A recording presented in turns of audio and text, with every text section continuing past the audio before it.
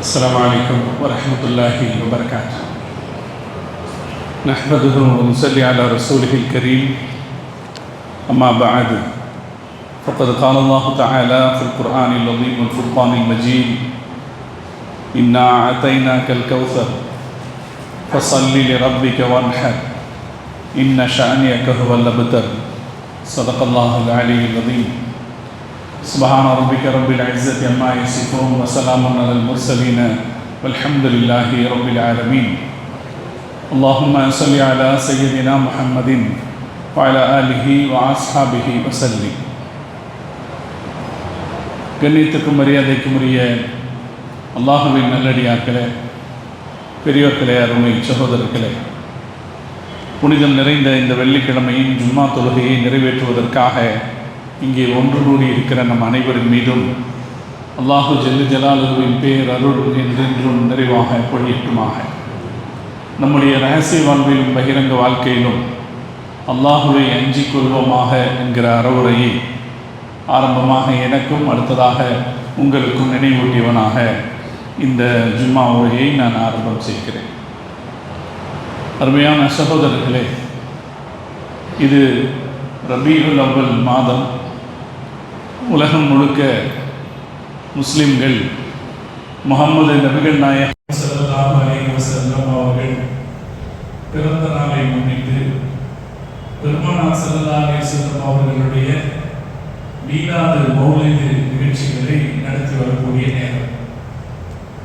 மீலாது என்கிற வார்த்தைக்கு, அல்லது மௌலித் என்கிற வார்த்தைக்கு நபி பிறந்ததை கொண்டாடுதல் என்பது பொருள்.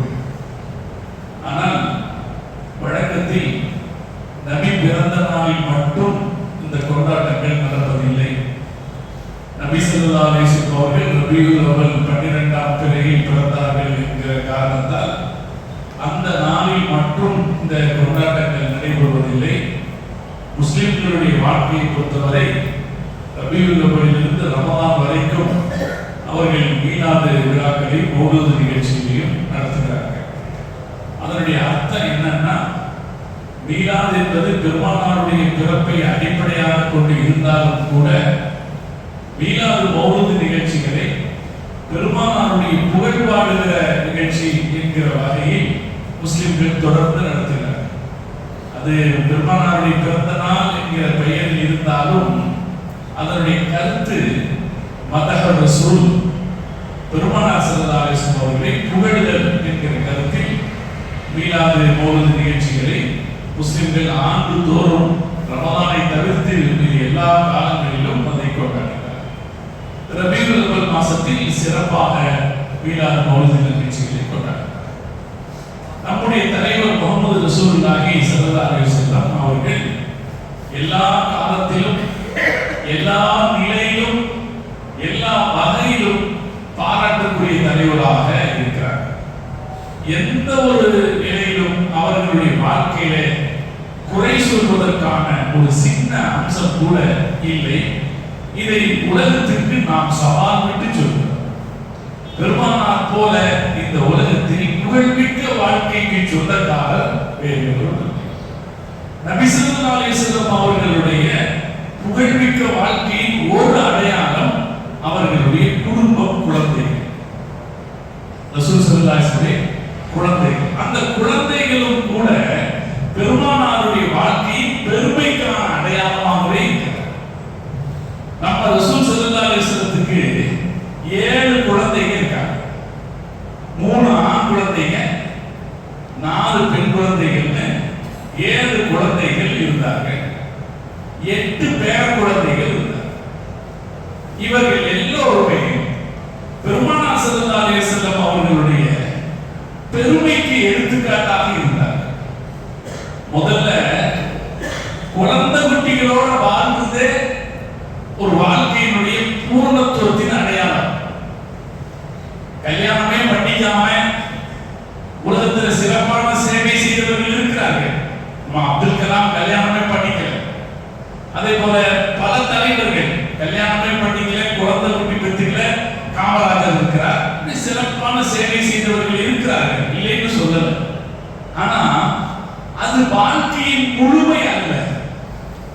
அது வாழ்க்கையினுடைய முழுமை அல்ல. திருமணம் செய்து கல்யாணம் செய்து குழந்தைகளை பெற்றுக்கொண்டு ஒரு வாழ்கிற வாழ்க்கை தான் மனித வாழ்க்கை, முழுமையடைந்த வாழ்க்கை. அல்லாஹ் தஆலா குர்ஆனிலே இப்ராஹிம் அலைஹிஸ்ஸலாத்தை பற்றி சொல்லும்போது வஹப்னா லஹு இஸ்ஹாக வ யாக்கூப், இப்ராஹிமுக்கு மகனாக இஸ்ஹாக்கையும் பேரனாக யாக்கூபையும் நான் கொடுத்தேன் என்று சொல்றார். கொடுத்தேன்னு சொல்லும்போது அல்லாஹ் பயன்படுத்துற வார்த்தை வஹப. வஹபனா அன்பளிப்பா கொடுத்தேன். அது என்ன சொல்லுதுன்னா, குழந்தை குட்டிகளோட வாழ்வது என்பது அல்லாஹ் கொடுக்கிற ஒரு அன்பளிப்பு என்கிற செய்தியை நமக்கு சொல்லுது. அதனால குழந்தை குட்டிகளோட வாழுதல் அப்படிங்கிறது தான் ஒரு வாழ்க்கை முழுமை அடைகிறது என்பதற்கான அடையாளம். நம்ம ரசூல் ஸல்லல்லாஹு அலைஹி வஸல்லம் அவங்களுக்கு அல்லாஹ் தஆலா இயல்பாகவே குழந்தை குட்டிகளை கொடுத்தான். சில நபிமார்கள் அவங்களுக்கு கிடைக்க வேண்டிய வயசுல குழந்தை குட்டி கிடைக்காத போது வயசான காலத்துல அல்லாஹ்ட்ட கேட்டு குழந்தையை பெற்றிருக்கிறார்கள். அல்லாஹ் குர்ஆனிலே அதையும் சொல்கிறார். நபி ஜக்கரியா அலைஹிஸ்ஸலாம் அவருடைய வயது கடந்துவிட்ட சூழ்நிலையில, முடியெல்லாம் நரைச்சு போன சூழ்நிலையில அல்லாஹ் கிட்ட அல்லாஹ் எனக்கு குழந்தை கொடு, என் வாழ்க்கை நிறைவடையணும்னு அவர் கேட்ட செய்தி குர்ஆன்ல இருக்கு. பல பேர் கேட்டு வரம் கேட்டு இந்த குழந்தை பெற்றிருக்கிறார்கள். நம்முடைய தலைவர் முஹம்மது ரசூலுல்லாஹி ஸல்லல்லாஹு அலைஹி வஸல்லம் அவர்களுக்கு இயல்பாகவே அல்லாஹ் குழந்தைகளை கொடுத்தார். சில பேருக்கு ஆம்பளை குழந்தை மட்டும் இருக்கும், பெண் குழந்தை இருக்காது. சில பேருக்கு பெண் குழந்தை மட்டும் இருக்கும், ஆண் குழந்தை இருக்காது. அல்லாஹ் நம்ம ரசூலுல்லாஹ்வுக்கு ஆண் குழந்தைகளையும் கொடுத்தான், பெண் குழந்தைகளையும் கொடுத்தான். குழந்தை பெற்ற அல்லாஹ் அவர்கள் கேட்காமலே அவர்களுக்கு கிடைக்க வேண்டிய வயசில் அல்லாஹ் குழந்தைகளை கொடுத்தான். ஆண்களாகவும் பெண்களாகவும் அல்லாஹ் கொடுத்தான். சில பேருக்கு ஏதோ ஒண்ணு கிடைச்சிருக்கும். ஆனா நம்ம ரசூல் ஸல்லல்லாஹு அலைஹி வஸல்லம் ஒண்ணு அல்ல, பலரை, ஆண்களிலும் பலரை அல்லாஹ் கொடுத்தான், பெண்களிலும் பலரை அல்லாஹ் பெருமானார் ஸல்லல்லாஹு அலைஹி வஸல்லம் கொடுத்தான். அந்த வகையில நபி ஸல்லல்லாஹு அலைஹி வஸல்லம் வாழ்க்கை ஒரு பூரணத்துவம் பெற்ற நிறைவடைந்த ஒரு வாழ்க்கை. அந்த வகையிலும் பெருமானார் ஸல்லல்லாஹு அலைஹி வஸல்லம் அவர்கள் முஹம்மது என்கிற புகழுக்குரியவர். இன்னொன்னு, பிள்ளைங்க கிடைச்சது பெருசல்ல. பிள்ளைகள் தந்தையின் மரியாதையை பேணி நடக்கக்கூடியவர்களாக கிடைக்கிறார்களா என்பது பெருசு. தந்தைக்கு பிரியமானவர்களாக, ஓப்பானவர்களாக, தந்தையின் மரியாதையை காப்பாற்றுவர்களாக நடக்கிறார்களா என்பது இன்னும் ஒரு வகையில் கவனிக்கப்பட வேண்டிய விஷயம். உலகத்துல பல தலைவர்களுக்கும் ஏற்பட்டிருக்கிற ஆபத்து என்னன்னா, அவங்க பெரிய செல்வாக்கு வாங்கி இருப்பாங்க, ஆனா அவங்க பிள்ளைங்க அவங்களுடைய மரியாதைக்கு ஏற்ற அளவு நடந்துக்க மாட்டாங்க. இப்படி பல தலைவர்கள். நான் நேற்று முன்தினம் ஏஐ என்கிற ஆர்டிபிஷியல் இன்டெலிஜென்ஸ்ல ஒரு கேள்வி கேட்கிறேன். பெரும் தலைவர்களுக்கு சோதனையாக அமைந்த குழந்தைகள் யார் என்று ஒரு கேள்வி கேட்டா, அது பதில் சொல்ற முதல் பதில் என்னன்னா, மகாத்மா காந்தி. நம்முடைய காந்தியடிகள் இந்திய நாட்டினுடைய கோடிக்கணக்கான மக்களுடைய அன்புக்குரியவர், பாசத்திற்குரியவர். ஒரு காலகட்டத்தில் அவரை பார்ப்பதை கூட பெருநாள் என்று நினைப்பார்கள். அந்த அளவுக்கு மரியாதைக்குரியவர். இன்றும் மக்களால் மதிக்கப்படுகிற ஒரு தலைவர் தான். ஆனா அவருக்கு ஒரு மகன் இருந்தார், ஹரிலால் அப்படின்ற பேர்ல ஒரு மகன். அந்த மகனை நினைச்சு எப்பவும் காந்தி கவலைப்படுவார். காரணம், அவன் லண்டனுக்கு படிக்க அனுப்புனாங்க. படிக்க போன இடத்துல அவன் போதைக்கு அடிமையாகி, மதுவுக்கு அடிமையாகி, போதை அதிகமாகி தெருக்களில் விழுந்து கிடக்கிற நிலை அளவுக்கு அவருடைய நிலைமை தாழ்ந்து போனது. அங்க போய் ஒரு கிறிஸ்தவராக மதம் மாறவும் செய்தார். அதுவும் பெரிய சோதனையை காந்தியடிகளுக்கு கொடுத்தது என்று வரலாறு சொல்லுது. இது மாதிரி உலகத்தில் பல தலைவர்கள் அவங்க ரொம்ப சிறப்பா இருந்திருக்காங்க. அவங்களுடைய பிள்ளைங்க அவங்களுடைய அந்தஸ்துக்கு ஏற்ற அளவுல இருக்கிற, அவர்களுடைய பெருமையை குறைக்கிற மாதிரி நடந்திருக்காங்க.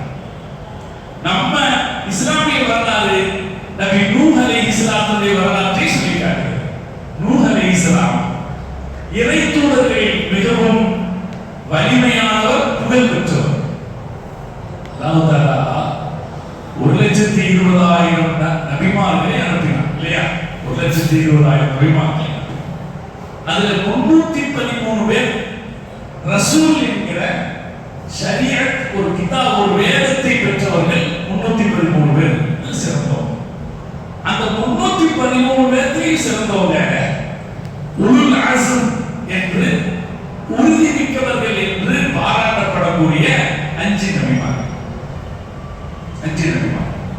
அதுல முதல் நபி வரிசையில் பார்க்கிற போது முதல் நபி நூஹ் அலைஹிஸ்ஸலாம், இரண்டாவது நபி இப்ராஹிம் அலைஹிஸ்ஸலாம், மூணாவது நபி மூசா அலைஹிஸ்ஸலாம், நாலாவது நபி ஈசா அலைஹிஸ்ஸலாம், அஞ்சாவது நபி முஹம்மது ரசூலுல்லாஹி ஸல்லல்லாஹு அலைஹி வஸல்லம்.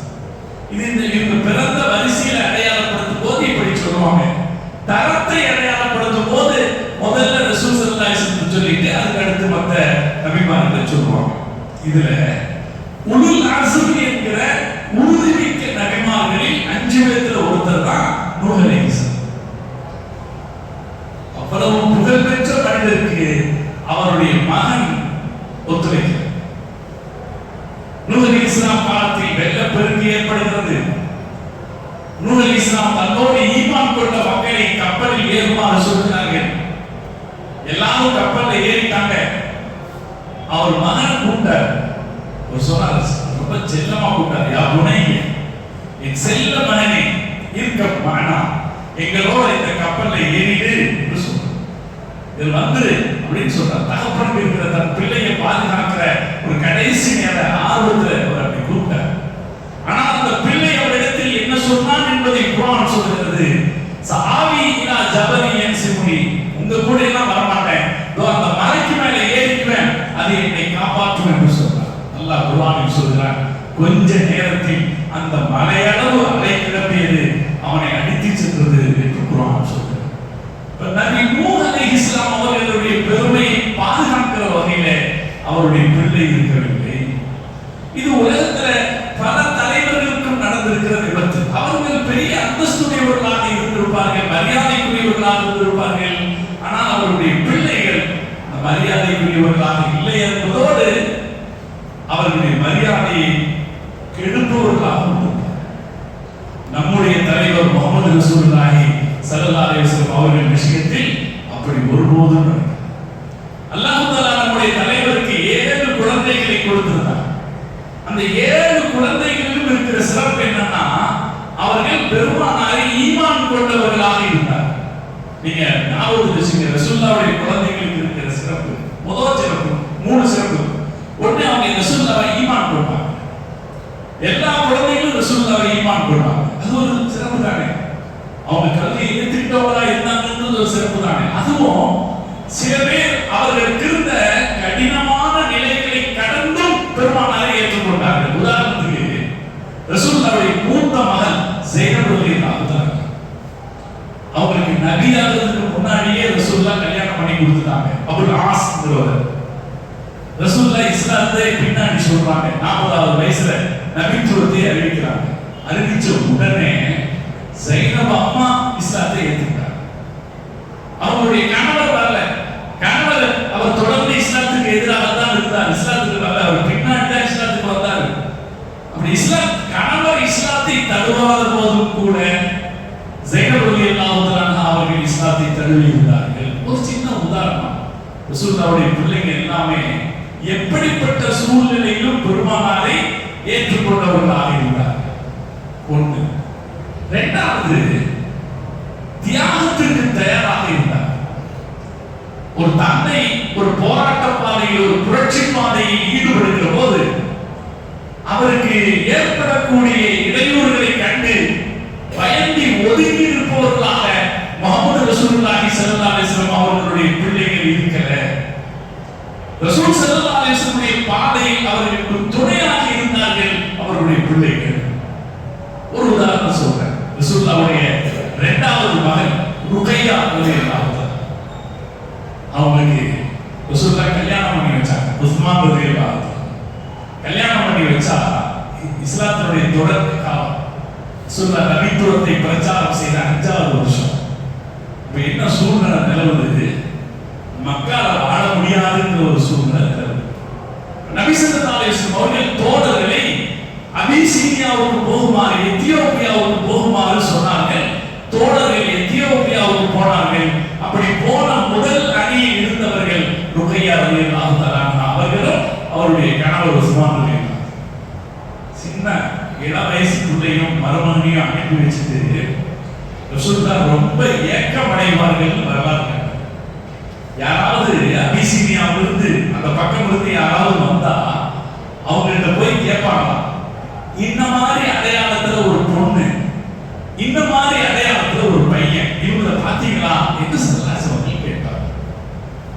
பலர் என்ன சொல்லுவாங்க, இல்லையே அப்படி நாங்க யாரும் பார்க்கலையே அப்படின்னு சொன்னா பெருமானார் ஸல்லல்லாஹு அலைஹி ஏமாற்றம் அடைவாங்க.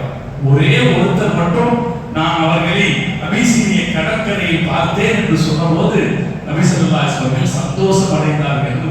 யோசிச்சு பாருங்க, ஒரு பெண் குழந்தைய கல்யாணம் பண்ணி கொடுத்துட்டு வெளியூருக்கு எப்படி இருக்குது என்னன்னு தெரியாத ஒரு சூழ்நிலைக்கு அனுப்பி வச்சுட்டு ஒரு தந்தை படுகிற பாடு பெருமானாரிடத்தில் இருந்தது என்றால், பெருமானாரை நம்பிக்கை கொண்டதற்காக எந்த தியாகத்திற்கும் தயாராக இருந்தவராக ருக்கையா ரலியல்லாஹு தஆலா அவர்கள் இருந்தார். அப்ப ரசூலுல்லாஹ்வுடைய குழந்தைகள் இருந்த இரண்டாவது சிறப்பம்சம் என்ன, அவங்க எல்லா தியாகத்துக்கும் தயாராக.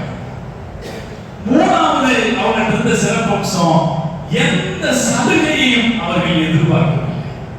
ஒரு மாபெரிய தலைவருடைய பிள்ளைகளாக அவர் எச்சில் துப்பினால் அந்த எச்சிலை தாங்கி தங்கள் முகத்தில் தேய்த்துக் கொள்ளக்கூடிய சமுதாயத்தை பெற்றிருந்த ஒரு சமூகத்தின் தலைவராக, ஒரு அரசாங்கத்தை நிலைநாட்டிய ஒரு சமூகத்தின் தலைவராக தங்களுடைய தந்தை இருந்த போதும் கூட ரொம்ப ஏழ்மையான வாழ்க்கையை அவர்கள் வாழ்ந்தார்கள். அவர்கள் எந்த சலுகையையும் எதிர்பார்க்கவில்லை. நமக்கெல்லாம் தெரிஞ்ச விஷயம் தான். பாத்திமா ரலியல்லாஹு தஆலா ரசூலுல்லாஹ் கிட்ட வந்து சொன்னாங்க, அல்லாஹ்வின் தூதரே, நான் மாவு அரைத்து என் கைகளில் காப்பி ஏறிவிட்டது.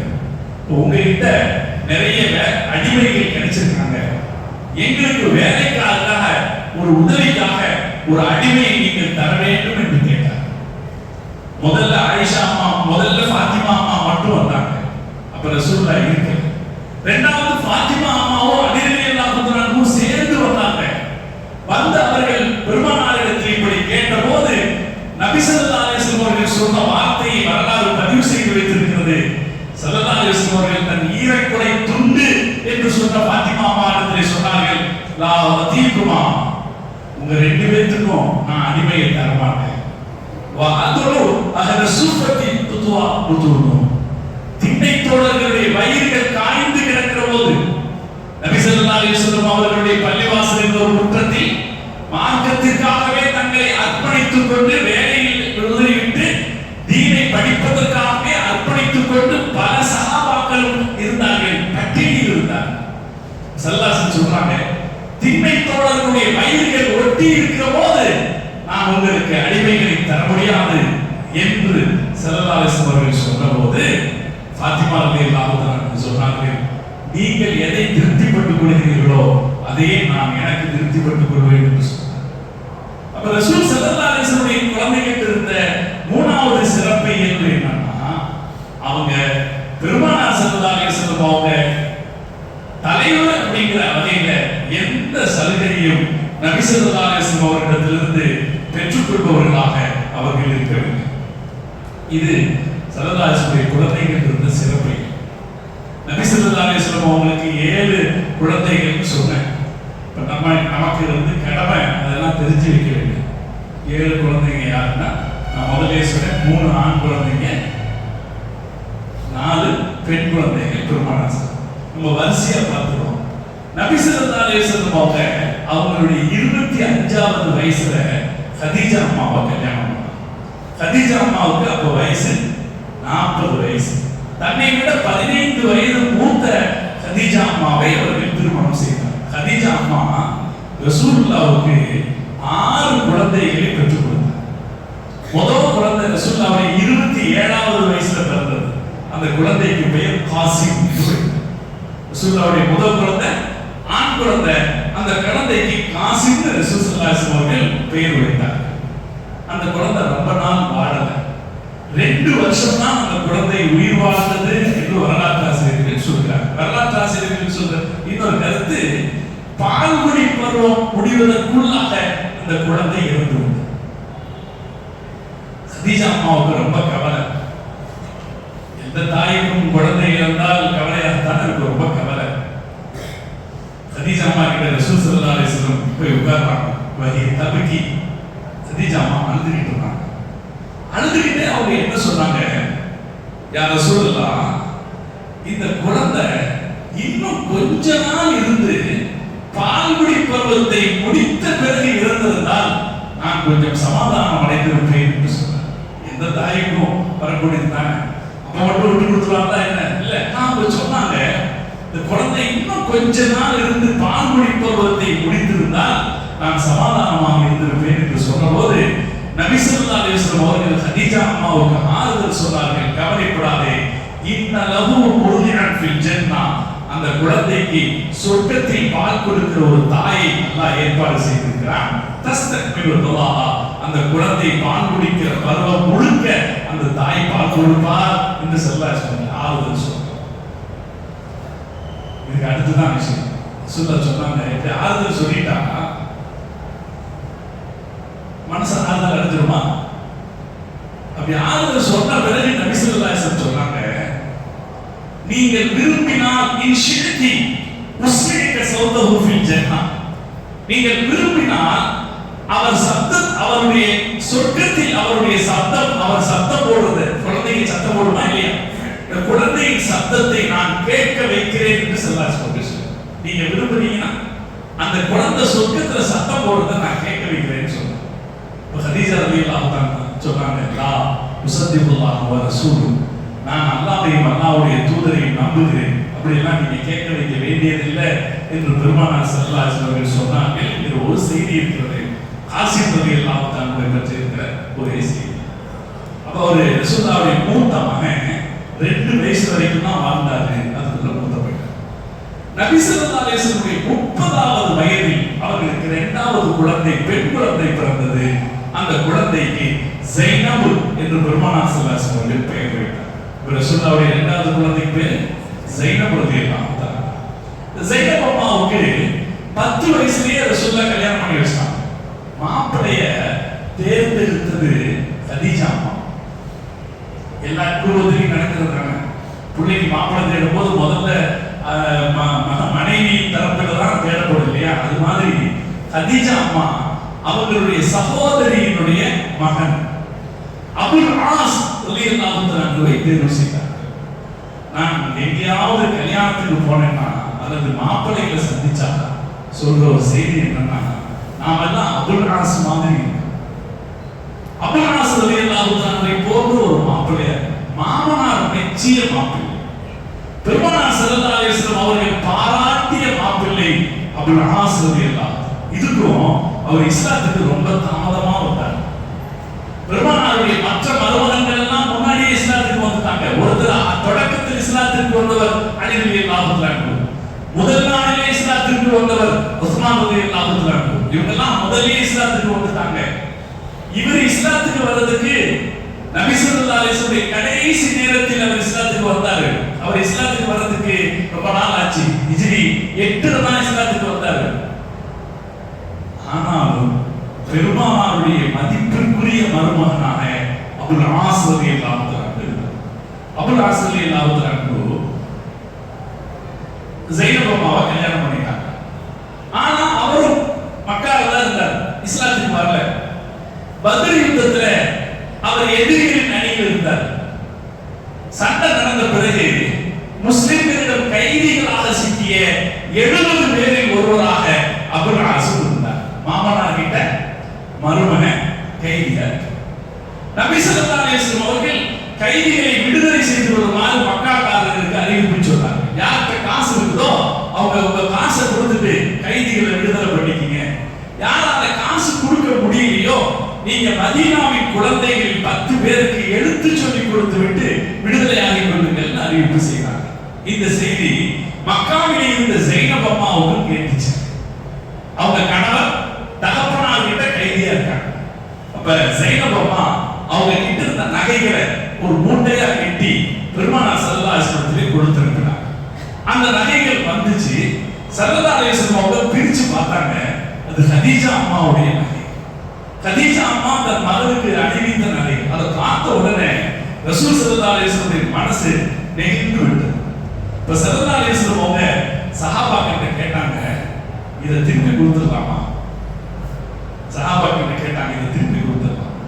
சஹாபாக்கள் எல்லாரும் சொன்னாங்க, யார ரசூலுல்லாஹ் திருப்பி கொடுத்துடலாம், அந்த கைதியை நாம விடுதலை செஞ்சிடலாம். ஸல்லல்லாஹு அலைஹி வஸல்லம் சொன்னாங்க, விடுதலை செய்யலாம், ஆனா சும்மா விடுதலை செய்ய முடியாது. அவரை கூப்பிட்டாங்க, உங்களை நாங்க விடுதலை செய்வோம், இந்தாங்க இந்த நகைகளை நீங்க கொண்டு போயிருங்க. ஒண்ணு, என் மகனை நீங்க எனக்கு திருப்பி அனுப்பி, இங்க என் கூட இருந்து என்னுடைய தோழர் ஒருத்தர் வருவாரு, அவர் மக்காவுக்கு வெளியே நின்னுக்குவாரு, நீங்க என் மகனை பத்திரமா அவர்கிட்ட ஒப்படைச்சிடணும்னு சொல்றாரு. அப்துல் ஆஸ் ரலியல்லாஹு தஆலா அதற்கு சம்மதிச்சார், அனுப்பிடுறேன் சம்மதிச்சார். அதே போல அவர் திரும்ப மக்காவுக்கு போனாரு. மக்காவுக்கு போய் அவருடைய மனைவியை தயார் பண்றார் அனுப்புறதுக்காக. இந்த செய்தி மக்காவுடைய தலைவராக இருந்த அபூஜஹலுக்கு தெரியுது. அபூஜஹல் அபுல் ஆஸ் ரலியல்லாஹு தஆலா வந்து சொல்றாரு, அவரை எதிர்க்க முடியாது, காரணம் மரியாதையானவர், மரியாதையானவரால் எதிர்க்க முடியல. அபுல் ஆஸ் சொன்னாரு, நீ உன் மனைவியை அனுப்ப போறதா செய்தி கிடைச்சது, அது உன் விருப்பம், அனுப்பி, ஆனா அனுப்புறது அந்த ராத்திரியில அனுப்பு, யாருக்கும் தெரிய வேண்டாம், தெரிஞ்சா அது கேவலமா போயிடும் அப்படின்னு சொன்னா. அப்படி சொன்னதன் அடிப்படையில அபுல் ஆஸ் ரலியல்லாஹு தஆலா அவர்கள் அவங்களுடைய மனைவி ஸைனப் அம்மாவை அவருடைய சகோதரரை வைத்து அவங்க வெளியே மக்காவுக்கு வெளியே அனுப்புனாங்க. அதற்கு பிறகு ஸைனப் அம்மா மதீனாவுக்கு வந்துட்டாங்க.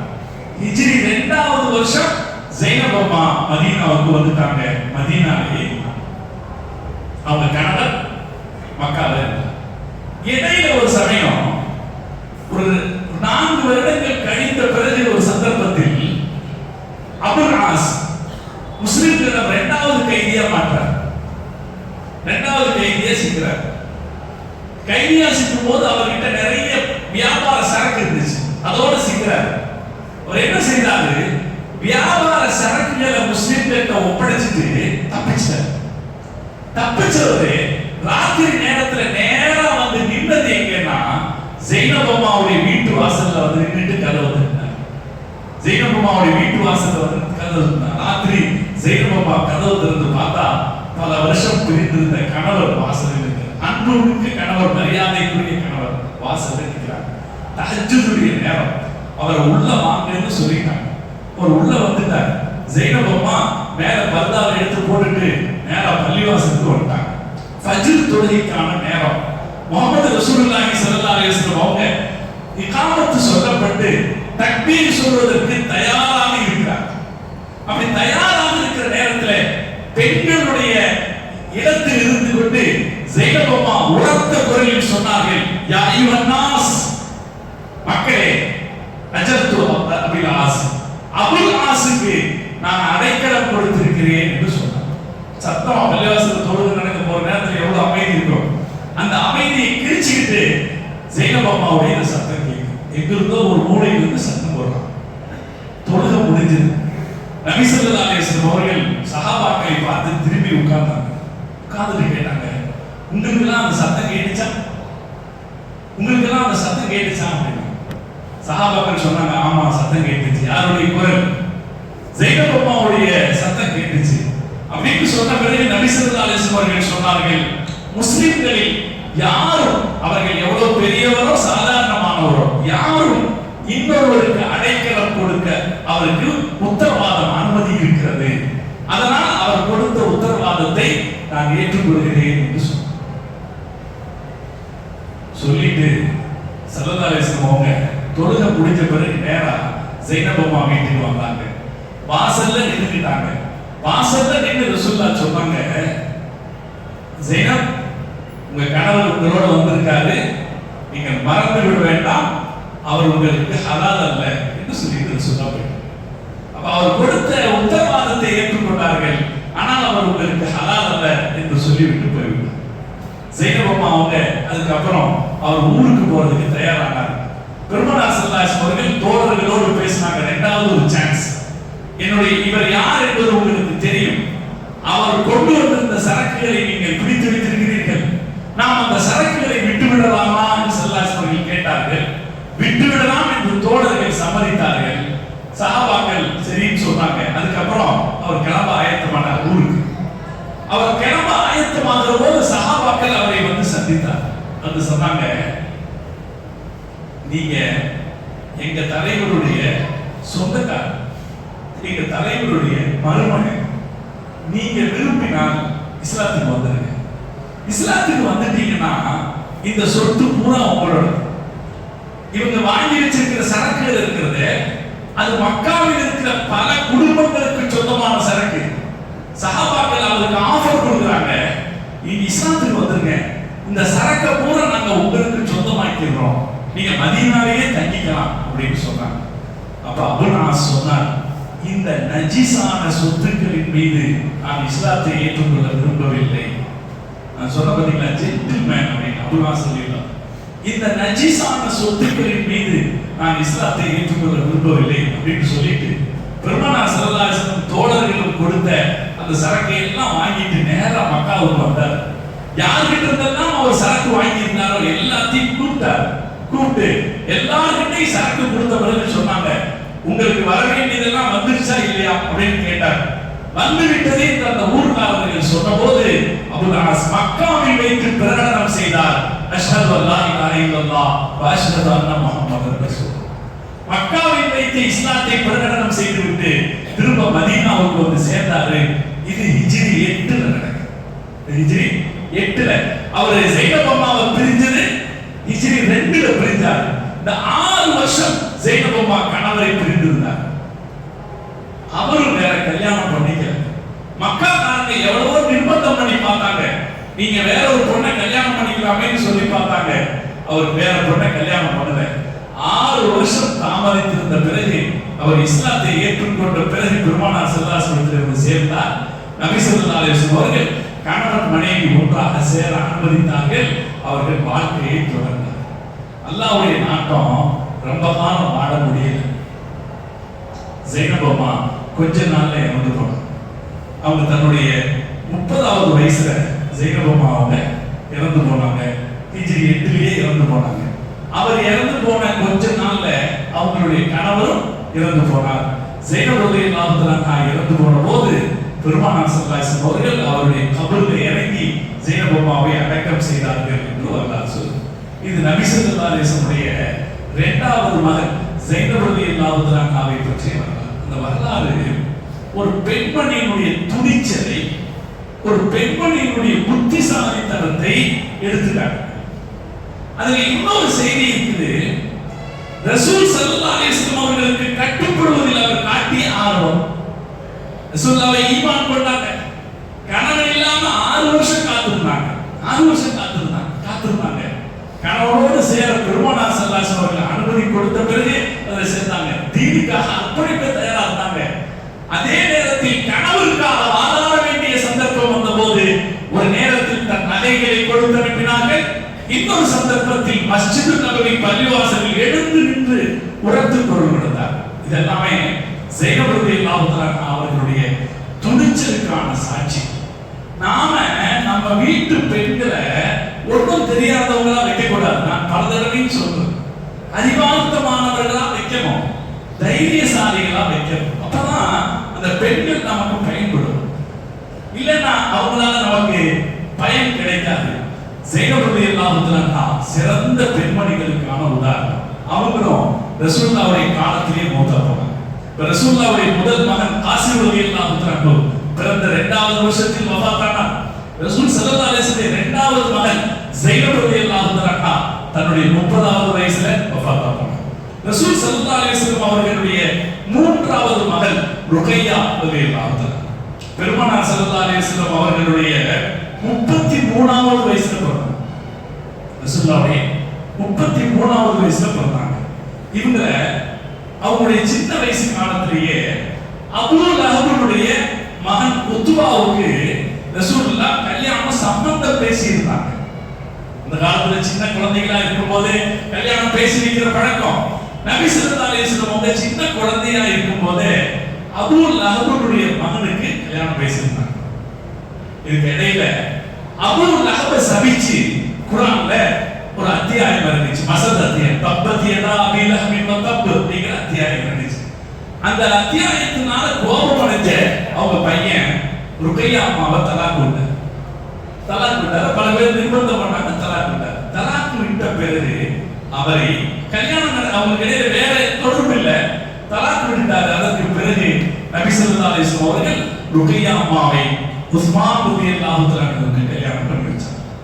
இப்ப நபி ஸல்லல்லாஹு அலைஹி வஸல்லம் இரண்டாவது மகள் ருக்கையா, முதல் மகள் ஸைனப் அம்மா, அவங்களுடைய கணவர் பெயர் அபுல் ஆஸ் ரலியல்லாஹு தஆலா அன்ஹு. ரசூலுல்லாஹ்வுடைய அடுத்த மகள் ருக்கையா ரலியல்லாஹு தஆலா, அவங்களுடைய கணவர் பெயர் உஸ்மான் இப்னு அஃபான் ரலியல்லாஹு தஆலா. ரசூலுல்லாஹ் கல்யாணம் பண்ணி வச்சாங்க. அவங்கள அபிசீனியாவுக்கு அனுப்பி வச்சாங்க. அபிசீனியாவுக்கு போன இடத்துல அவங்களுக்கு ஒரு குழந்தை பிறந்துச்சு. அந்த குழந்தைக்கு அப்துல்லா என்று பெயர் வைத்தாங்க. ஒரு ஆண் குழந்தை பிறந்துச்சு, ஆண் குழந்தைக்கு அப்துல்லான்னு பேர் வச்சாங்க. அதுக்கப்புறம் அவங்க மதீனாவுக்கு திரும்பி வந்தாங்க. நபி ஸல்லல்லாஹு அலைஹி வஸல்லம் அவர்கள் பத்ர் யுத்தத்துக்கு தயாராகிற நேரத்துல ருக்கையா அம்மாவுக்கு பெரிய நோய் ஏற்பட்டது, மரண படுக்கையில் இருந்தாங்க. அதனால ரசூலுல்லாஹ் உஸ்மான் ரலியல்லாஹு தஆலாவுட்ட நீங்க சண்டைக்கு வர வேண்டாம், மனைவியை கவனிச்சுக்கங்கன்னு சொன்னாங்க. அல்லாஹ்வுடைய நாட்டம். பெருமானார் ஸல்லல்லாஹு அலைஹி வஸல்லம் அவர்கள் பத்ர் யுத்தத்தில் ஜெயிச்சாங்க. அந்த ஜெயிச்ச செய்தியை அப்துல்லாஹ் இப்னு ரவாஹா ரலியல்லாஹு தஆலா என்ற சஹாபி மதீனாவின் வாசலில் வந்து நின்று சொல்றார். நாங்க முஸ்லிம்கள் ஜெயிச்சிட்டாங்கன்னு செய்தி சொல்ற அந்த நேரத்துல ருக்கையா ரலியல்லாஹு தஆலா வஃபாத் ஆயிட்டாங்க அப்படின்ற செய்தியும் சொல்லப்பட்டது. இப்ப நபி ஸல்லல்லாஹு அலைஹி வஸல்லம் மகள்கள்ல முதல்ல மௌத்தானது ருக்கையா அம்மா தான். நான் ஸைனப் அம்மா மௌத்தானாங்கன்னு சொன்னேன். அவங்க மௌத்தானது ஹிஜ்ரி 8ல.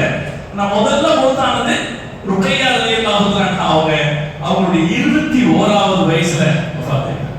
அவங்க மதீனாவில் அடக்கம் செய்யப்பட்டாங்க. ருக்கையா அம்மா ரசூல் ஸல்லல்லாஹு அலைஹி வஸல்லம் ஒரு பேர குழந்தையை பெற்றுக் கொடுத்தாங்க. இப்ப உஸ்மான் ரலியல்லாஹு தஆலா அன்ஹுவுக்கு நபி ஸல்லல்லாஹு அலைஹி வஸல்லம் அவர்கள் பெருமானார் தன்னுடைய அடுத்த மகன் உம்மு குல்சூம் ரலியல்லாஹு தஆலா, பெருமானாருடைய 4வது குழந்தை உம்மு குல்சூம் ரலியல்லாஹு. நான் முதல்ல திருப்பி ஞாபகப்படுத்தேன். காசிம் ரலியல்லாஹு தஆலா முதல் ஆண் பிள்ளை, ஸைனப் ரலியல்லாஹு தஆலா 2வது பெண் பிள்ளை, ருக்கையா ரலியல்லாஹு தஆலா 3வது பெண் பிள்ளை, உம்மு குல்சூம் ரலியல்லாஹு தஆலா 4வது பெண் பிள்ளை. இந்த 4வது பெண் பிள்ளையையும் உஸ்மான் ரலியல்லாஹு தஆலா அவங்களுக்கு ரசூலுல்லாஹ் கல்யாணம் பண்ணி கொடுத்தாங்க. அப்ப ரசூலுல்லாஹ் செய்தி சொன்னாங்க, மா ஸவ்வஜ்து உஸ்மான உம்ம குல்சூம் இல்லா பிவஹீன் மினஸ் ஸமா. வானத்திலிருந்து எனக்கு கிடைத்த வஹீயின் காரணமாகத்தான் நான் உம்மு குல்சூமை உஸ்மானுக்கு கல்யாணம் செய்து கொடுத்தேன்னு சொன்னாங்க. அதுல எவ்வளவு பெருமை பாருங்க. உஸ்மான் ரலியல்லாஹு தஆலாவுக்கு அவ்வளவு பெருமை. ரசூலுல்லாஹ் தன்னுடைய 2 மகன்களுக்கு தேர்ந்தெடுத்த மருமகன் உஸ்மான் ரலியல்லாஹு தஆலா. அதுக்கு ரசூலுல்லாஹ் சொல்றாங்க, வானத்திலிருந்து வந்த வஹீனாலே நான் உஸ்மானுக்கு என்னுடைய மகளை திருமணம் செய்து கொடுத்தேன்னு சொன்னாங்க. அவங்களும் ரொம்ப காலம் வாழல. ஹிஜ்ரி 9வது வருஷம் அவங்க வஃபாத் ஆனாங்க. உம்மு குல்சூம் ரலியல்லாஹு தஆலா வஃபாத் ஆனாங்க. அப்ப அவங்களுக்கு வயசு 28 வயசு. 28 வயசுல உம்மு குல்சூம் ரலியல்லாஹு தஆலா வஃபாத் ஆயிட்டாங்க. இப்ப ரசூலுல்லாஹ்வுடைய மகள்கள்ல ஸைனப் அம்மா ஹிஜ்ரி 8ல வஃபாத் ஆனாங்க. ருக்கையா ரலியல்லாஹு தஆலா ஹிஜ்ரி 2ல வஃபாத் ஆனாங்க. உம்மு குல்சூம் ரலியல்லாஹு தஆலா ஹிஜ்ரி 9ல வஃபாத் ஆனாங்க. ஏற்கனவே காசிம் ரலியல்லாஹு தஆலா வஃபாத் ஆயிட்டாங்கன்னு பார்த்தோம். இந்த 4 குழந்தைகளும் பெருமானார் ஸல்லல்லாஹு அலைஹி வஸல்லம் அவங்க இருக்கிற காலத்திலேயே வஃபாத் ஆயிட்டாங்க. பெருமானார் ஸல்லல்லாஹு அலைஹி வஸல்லம் அவர்களுடைய 5வது குழந்தை ஃபாத்திமா ரலியல்லாஹு ரசூலுல்லாஹ்வுடைய 35வது வயசுல பிறந்த குழந்தை ஃபாத்திமா. மாஷா அல்லாஹ், ரசூலுல்லாஹ் மாதிரியே இருப்பாங்க.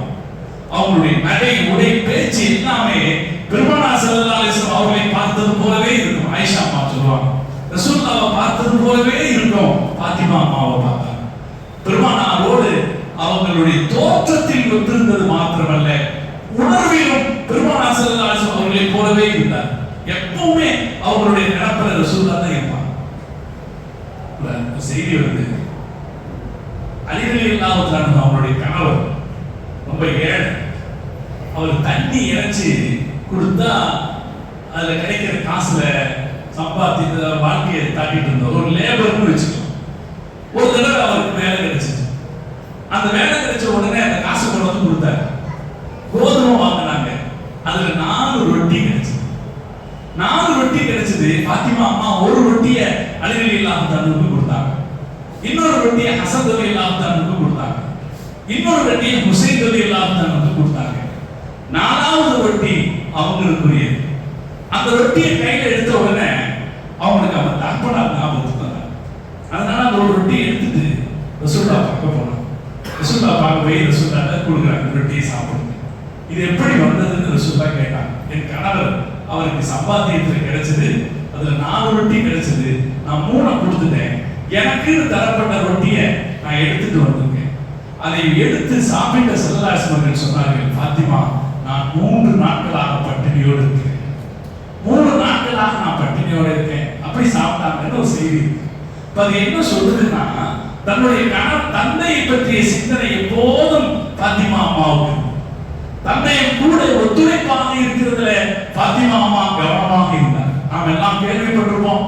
மக்கால நபி ஸல்லல்லாஹு அலைஹி வஸல்லம் அவர்கள் இருக்கிற போது, காபாவின் முற்றத்தில் அவர்கள் தொழுது கொண்டிருக்கிற போது, அபூஜஹல் நாற்றம் அடித்த கெட்டு போன ஒட்டகையின் குடலை கொண்டு வந்து அவருடைய தலையில் போட்டான்.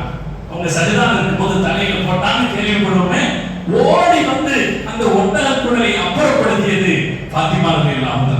தன்னுடைய தந்தையை எப்போதும் கவனித்துக் கொண்டே இருந்தார். அதே போல உஹது யுத்தம் நடைபெற்ற போது பெருமானார் ஸல்லல்லாஹு அலைஹி வஸல்லம் பல் உடைக்கப்பட்டது, அவருடைய கன்னம் காயப்படுத்தப்பட்டது, இதிலிருந்து ரத்தம் வடிந்தோடிக் கொண்டே இருந்தது. என்ன செய்யறதுன்னு யாருக்கும் தெரியல. பாத்திமா ரலியல்லாஹு அன்ஹா அவர்கள் ஓடி வந்தார்கள்.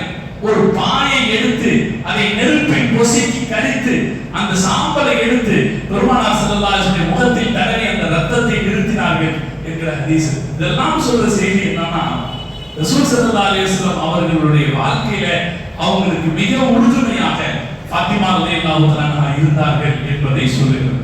ரசூல் ஸல்லல்லாஹு அலைஹி வஸல்லம் பாத்திமா அம்மாவை பத்தி பெருமையா சொன்ன செய்திகள் ஏராளம் இருக்கு. ஒரு தனி தலைப்பில் பேசக்கூடிய விஷயம்.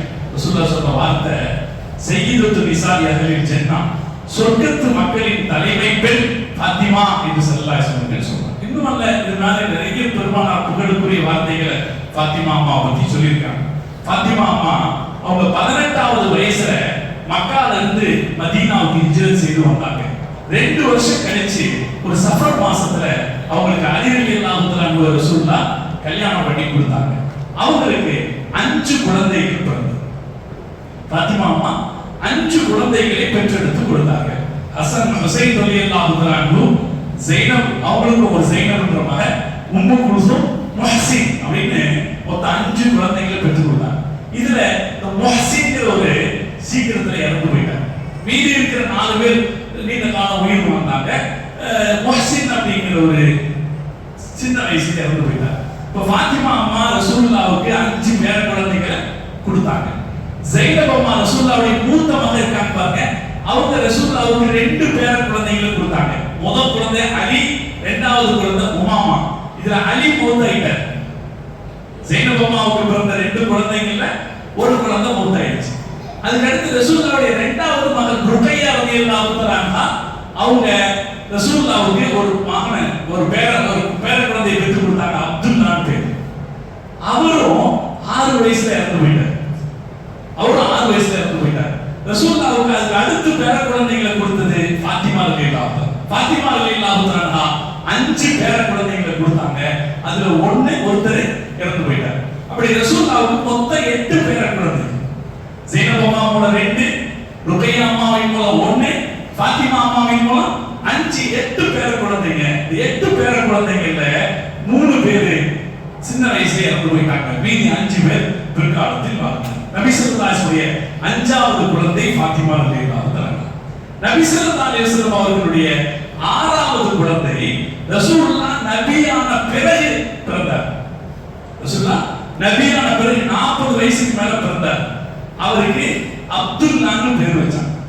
ரசூலுல்லாஹ் அப்துல்லாஹ்னு பேர் வச்சாங்க.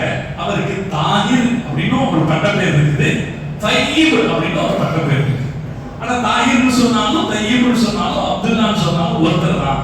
ரசூலுல்லாஹ்வை 40வது வயசுல பிறந்தவர். அவர் கொஞ்ச நாள் தான் இருந்தாரு, இறந்து போயிட்டார்.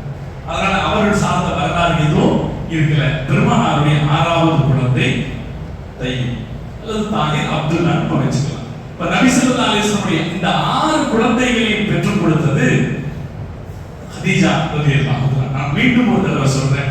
முதல் குழந்தையின் பெயர் காசிம் ரலியல்லாஹு தஆலா, இரண்டாம் குழந்தையின் பெயர் ஸைனப் ரலியல்லாஹு தஆலா, மூன்றாவது குழந்தையின் பெயர் ருக்கையா ரலியல்லாஹு தஆலா, நான்காவது குழந்தையின் பெயர் உம்மு குல்சூம் ரலியல்லாஹு தஆலா, அஞ்சாவது குழந்தையின் பெயர் ஃபாத்திமா ரலியல்லாஹு தஆலா, ஆறாவது குழந்தையின் பெயர் அப்துல்லா ரலியல்லாஹு தஆலா. இந்த 6 பேர்ல 5 பேர் ரசூலுல்லாஹ் காலத்திலே மூத்தாயிட்டாங்க. ரசூல் ஸல்லல்லாஹு அலைஹி வஸல்லம் அவர்களுக்கு பிறகு 6 மாசம் உயிர் வாழ்ந்தவர் ஃபாத்திமா ரலியல்லாஹு தஆலா. இப்ப ரசூலுல்லாஹ்வுடைய குடும்ப வாழ்க்கை எவ்வளவு சோகமயமானதாக இருந்தது. உலகத்தில் நபி ஸல்லல்லாஹு அலைஹி வஸல்லம் சாதிச்ச விஷயம் நம்மள யாராவது ஒரு குடும்பத்துல குடும்ப உறுப்பினர்ல ஒருத்தர் மௌத்தானாலே வாழ்க்கையே முடிஞ்சிட்டதாக கருதக்கூடிய இயல்பு இருக்கு. பெருமானார் ஸல்லல்லாஹு அலைஹி வஸல்லம் தன் சொந்த வாழ்க்கையை அவருடைய சொந்த பிள்ளைகளில் இந்த 6 பேர்ல 5 பேர்ல ரசூலுல்லாஹ் இறந்திருக்காங்க. ஒரே ஒரு குழந்தை மட்டும்தான் பெருமானாருக்கு பின்னால் உயிர் வாழ்ந்தது. இந்த சோகத்தை கடந்துதான் இந்த தீனை பெருமானார் ஸல்லல்லாஹு அலைஹி வஸல்லம் உலக மக்களுக்கு கொண்டு போய் சேர்த்திருக்கிறார். இது 6 குழந்தைகள். ரசூல் ஸல்லல்லாஹு அலைஹி வஸல்லம் அவர்களுக்கு இன்னொரு குழந்தையும் பிறந்தது. அவருடைய பெயர் இப்ராஹிம். பெருமானாருடைய 60வது வயசுல இந்த குழந்தை பிறந்துச்சு. ரசூலுல்லாஹ்வுடைய 60வது வயசுல மதீனால இருக்கும்போது இந்த குழந்தை பிறந்துச்சு. இந்த குழந்தை யாருக்கு பிறந்துச்சுன்னு கேட்டா மாரியத்துல் கிப்தியா என்கிற அடிமை பெண்ணுக்கு பிறந்தது. மாரியத்துல் கிப்தியா ரலியல்லாஹு தஆலா என்கிற அடிமை பெண்ணுக்கு பிறந்தது. அந்த காலத்துல அடிமை ஆண்கள் அடிமை பெண்களை வச்சுக்கிற பழக்கம் அந்த காலத்துல இருந்துச்சு. இந்த அடிமை பெண்களோடு உறவு கொள்வார்கள். அடிமை பெண்களோடு எஜமானர்கள் உறவு கொள்வார்கள். உறவு கொண்டு குழந்தை பிறந்துச்சுன்னா அந்த குழந்தையையும் அடிமையா வித்துருவாங்க. இவனுக்கு சொந்தமா பிறந்த குழந்தையை கூட அடிமை போல வித்துருவாங்க. இப்படி ஒரு நிலவரம் அந்த காலத்துல இருந்துச்சு. நபி ஸல்லல்லாஹு அலைஹி வஸல்லம் வாழ்க்கையில யாரையும் அடிமையா வச்சுக்கிறது கிடையாது. அந்த காலத்துல அடிமை வச்சுக்கிறதுங்கிறது சகஜமான பழக்கமா இருந்தாலும் ரசூலுல்லாஹ் ஆண்களையும் அடிமையா வச்சுக்கிறது இல்ல, பெண்களையும் அடிமையா ரசூலுல்லாஹ் வச்சுக்கிறது இல்ல. மாரியத்துல் கிப்தியா அம்மாவை மட்டும் ரசூலுல்லாஹ் அடிமையாக வைத்துக் கொண்டார்கள். காரணம் என்ன? இவரை அன்பளிப்பாக கொடுத்தது எகிப்து தேசத்தினுடைய மன்னராக இருந்த மபூகஸ் அன்பளிப்பாக கொடுத்தார். அவர் கொஞ்சம் அன்பளிப்புகள் அனுப்பியிருந்தாரு. அதுல மாரியத்துல் கிப்தியா அம்மாவும் இருந்தாங்க. ரசூல் ஸல்லல்லாஹு அலைஹி வஸல்லம் அவங்க அந்த அம்மாவை வேற சஹாபாக்களுக்கு கொடுத்துட்டாங்க. நீங்க வச்சுக்கீங்கன்னு அடிமையா கொடுத்துட்டாங்க. அதற்கு பிறகு பெருமானாரை சுற்றி இருந்த தோழர்கள் சொன்னார்கள், நீங்கள் இப்படி செய்யக்கூடாது. அரசர் அளித்த அன்பளிப்புகளை நீங்கள் மற்றவர்களுக்கு கொடுத்து விட்டீர்கள் என்றால் அதை அவமரியாதையாக அவர் கருதுவதற்கு வாய்ப்பு இருக்குது. அதனால ஏதாவது ஒரு அடிமையை நீங்கள் வைத்துக் கொள்ளுங்கள் என்று கேட்டுக்கொண்ட போது நபி ஸல்லல்லாஹு அலைஹி வஸல்லம் அவர்கள் மாரியத்துல் கிப்தியா என்கிற அம்மையாரை அவர் தனது அடிமை பெண்ணாக வைத்துக் கொண்டார். வைத்துக் கொண்டார்கள் என்றால் பெருமானார் ஸல்லல்லாஹு அலைஹி வஸல்லம் அவர்கள் அதை கூட சராசரியாக செய்தவர் அல்ல. அதில் பல நன்மைகள் நடக்க வேண்டும் என்று நினைத்தார். சகோதரர்களே, அடிமை முறை என்பது உலகத்தில் காலாகாலமாக இருந்து வந்த நடைமுறை. இந்த அடிமை நடைமுறையிலே மகத்தான மாற்றத்தை செய்த பெருமை முஹம்மது ரசூலுல்லாஹி ஸல்லல்லாஹு அலைஹி வஸல்லம் அவர்களுக்கு இருக்கு. இந்த உலகத்துக்கு உரத்து சொல்றோம். அடிமை முறைகளை மாற்றியதில் இஸ்லாத்துக்கு முக்கிய பங்கு இருக்கு. நீங்க அமெரிக்காவின் வரலாற்றை எடுத்து பார்த்தீர்கள் என்றால் ஒரு 100 வருஷத்துக்கு முன்னாடி கூட அடிமைகளுடைய போராட்டம் நடந்திருக்கும். அடிமைகள் எஜமானர்களுக்கு எதிராக நடத்திய போராட்டம்ங்கிறது ஒரு அமெரிக்க வரலாற்றில் ஒரு 100 வருஷத்துக்கு முன்னாடி கூட பார்க்கலாம். ஆனா அரபு நாட்டின் வரலாற்றில் பார்த்தீர்கள் என்றால் பல 100 வருடங்களுக்கு முன்னதாகவே அடிமை முறை அங்கு காணாமல் போயிடும். நாம் வரலாற்றை தெரிந்து இந்த உலகத்திற்கு பேசணும். ஏன்னா இப்ப கிறிஸ்தவர்கள் சில பேர் முஸ்லிம்களிடத்திலே சந்தேகத்தை கிளப்புவதற்காக அடிமை முறையை நீங்க ஏன் ஒழிக்கல அப்படின்னு ஒரு கேள்வி எழுப்புவாங்க. அதுக்கு பதில் நான் அதை ஒழிக்க வேண்டிய தேவையை ரசூலுல்லாஹ் ஏற்படுத்தல. நபி ஸல்லல்லாஹு அலைஹி வஸல்லம் அவர்கள் சில சட்டதிட்டங்களை வகுத்தார்கள். அந்த சட்டதிட்டங்களுக்கு பின்னால் சூழ்நிலை எப்படி ஆயிடுச்சுன்னா அடிமையை வச்சுக்கிட்டா கஷ்டம்னு ஆயிடுச்சு. எல்லாரும் அடிமைகளை விடுதலை செய்துட்டாங்க. ஸல்லல்லாஹு அலைஹி வஸல்லம் அவங்க மாரியத்துல் கிப்தியா அம்மாவை அவங்க அடிமையாக வச்சிருந்தது மூலம் ஒரு விஷயம் செஞ்சாங்க. அவங்களுக்கு குழந்தை பிறந்துச்சு. எஜமானருக்கு குழந்தை பிறந்தால் அது அடிமை அல்ல, எஜமானரின் சொத்து, சொந்த குழந்தை என்று சல்லல்லாஹு அலைஹி நிரூபணம் செய்தார். உலகத்தில் பெரிய புரட்சி.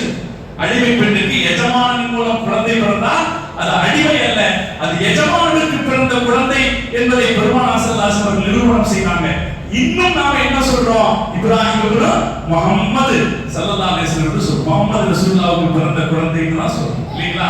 அது ஒரு பெரிய சாதனை. இது ஒரு ஆய்வு செய்யப்பட வேண்டிய ஒரு பெரிய விஷயம். இப்ப நபி ஸல்லல்லாஹு அலைஹி வஸல்லம் அவர்கள் மாரியத்துல் கிப்தியா என்கிற ஒரு அடிமை பெண்ணை வைத்திருந்தார்கள். அந்த அடிமை பெண்ணின் மூலமாக பெருமானாருக்கு இப்ராஹிம் என்கிற குழந்தை பிறந்தது. 18 மாசம் தான் அது உயிர் வரும். இந்த இப்ராஹிம் ரலியல்லாஹு தஆலா 18 மாசம் தான் இருந்தாங்க. அதுக்கப்புறம் அவங்க வஃபாத் ஆயிட்டாங்க. அவர்கள் பெருமானார் ஸல்லல்லாஹு அலைஹி வஸல்லம் காலத்திலேயே அவரும் நல்லடக்கம் செய்யப்பட்டார். ரசூலுல்லாஹ் ரொம்ப அழுதாங்க அப்படின்னு நம்ம படிச்சிருக்கோம். தாடி நனைந்து தண்ணீர் சொட்ட சொட்ட ஸல்லல்லாஹு அலைஹி வஸல்லம் அழுதார்கள் படிச்சிருக்கோம். பெருமானாருடைய 60வது வயதில் பிறந்த குழந்தை 18 மாசத்தில் இறந்து அது மதீனாவில் அடக்கம் செய்யப்பட்டது. அந்த நேரத்தில் சூரிய கிரகணம் ஏற்பட்டது. மக்கள் என்ன பேசிக் கொண்டார்கள்? பெருமானாருக்கு ஏற்பட்ட கவலைக்காக சூரிய கிரகணம் பிடித்திருக்கிறது என்று பேசிக்கொண்ட போது மக்களை அழைத்து ஸல்லல்லாஹு அலைஹி வஸல்லம் சொன்னார்கள், யாருக்காக துக்கம் அனுஷ்டிப்பதற்காகவும் கிரகணம் பிடிக்கவில்லை, இது அல்லாஹ்வுடைய ஏற்பாடுகளில் ஒன்று, நீங்கள் அல்லாஹ்வை தஸ்பீஹ் செய்யுங்கள் என்று ஸல்லல்லாஹு அலைஹி வஸல்லம் சொன்னார்கள் என்ற வரலாறு நமக்கு தெரியும். இப்ப நபி ஸல்லல்லாஹு அலைஹி வஸல்லம் 7வது குழந்தை இப்ராஹிம் ரலியல்லாஹு. இவங்க ரசூலுல்லாஹ் காலத்திலேயே வஃபாத் ஆயிட்டாங்க. ரசூலுல்லாஹ் வஃபாத் ஆகும்போது உயிரோடு இருந்தது ஃபாத்திமா ரலியல்லாஹு தஆலா மட்டும்தான். அவங்களும் பெருமானார் ஸல்லல்லாஹு அலைஹி வஸல்லம் மௌத்தான 6வது மாசத்தில் அவர்கள் மௌத்தாங்க. இந்த குடும்பம் திருக்குடும்பம் பெருமானார் ஸல்லல்லாஹு அலைஹி வஸல்லம் குடும்பம்.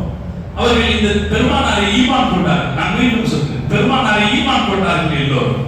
நபி ஸல்லல்லாஹு அலைஹி வஸல்லம் அவர்களோடு இந்த தீனில் கடைபிடிப்பதில் மற்றவர்கள் எல்லாம் என்ன தியாகங்களை செய்தார்களோ அந்த தியாகங்களை அவர்களும் செய்தார்கள்.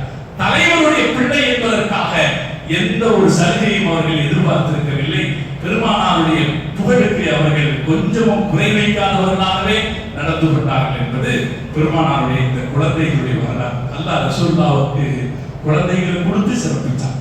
அந்த குழந்தைகள் பெருமானாருக்கு ஏற்றவாறு அவருடைய பெருமைக்கு ஏற்றவாறு நடந்து கொள்ள அல்லாஹ் செய்தார். நாம எல்லாம் துஆ செய்யணும். நம்ம குழந்தை பெற்றது பெரிய விஷயம் அல்ல, அவங்கள ரொம்ப வசதியா வாழ வைக்கிறது பெரிய விஷயம் அல்ல.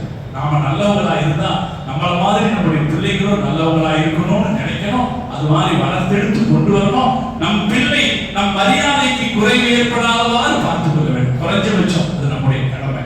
பெருமானார் ஸல்லல்லாஹு அலைஹி வஸல்லம் வாழ்க்கையிலிருந்து நமக்கு கிடைக்கிற ஒரு சிறப்பு, நம்ம தலைவர் எல்லா வகையிலும் சிறந்தவர்களாக இருந்தார். எல்லா வகையிலும் நம்முடைய தலைவர் சிறந்தவராக இருந்தார். அவருடைய குழந்தைகளை வளர்த்தெடுத்து வளர்ந்த விஷயத்திலேயும் அவர்கள் சிறந்தவர்களாக இருந்தார்கள் என்பது பெருமானாருடைய ஒரு பெருமைக்கான சாட்சி. முஹம்மது ரசூலுல்லாஹி ஸல்லல்லாஹு அலைஹி வஸல்லம் அவர்களை தலைவராக பெற்ற நாம் எல்லாம் பாக்கியசாலி, எல்லா வகையிலும் பாக்கியசாலி. அந்த பாக்கியத்தை நாம வெளிப்படுத்துகிற நாள் தான் இந்த ரபீஉல் அவ்வல் மாதம். அந்த ரபீஉல் அவ்வல் மாதத்திலே பெருமானாரை பெற்றுக்கொண்டதன் மகிழ்ச்சியை நாம் பாட்டு பாடி வெளிப்படுத்துகிறோம். நாம் பயான்களை கேட்டு பெருமானாருடைய பெருமைகளை கேட்டு வெளிப்படுத்துகிறோம்.